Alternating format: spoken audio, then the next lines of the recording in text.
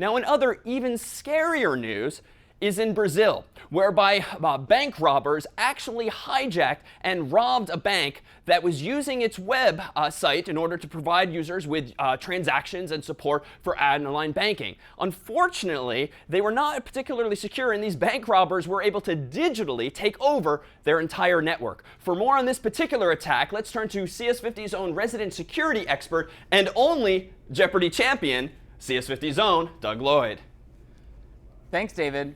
As you point out, this is in fact a modern form of bank robbery. What happened in this case is that customers went to visit their bank website, or what they thought was their bank website, but actually were visiting perfectly duplicated clones created by hackers. And what these hackers were able to do is to hack into the domain name system to change where the customers thought they were going. In fact, this attack was even so secure that the hackers were able to secure SSL certificates, which create those green locks that we see in our URL bars in our browsers to indicate that a site is secure.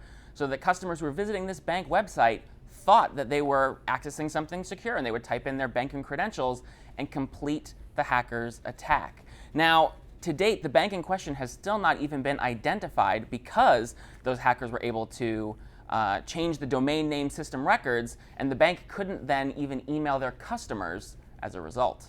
Now, Doug, you keep mentioning domain name system records. What are these exactly? So, David, recall that the domain name system maps commonly used URLs or that we would type into our browser bar to IP addresses. And what the hackers were able to do here was to convince the registrar of domain names in Brazil to map the bank's legitimate domain names to the hackers' IP addresses. Now, this all, Doug, sounds very sophisticated. What can little customers like me do to protect our hard-earned money in banks like this?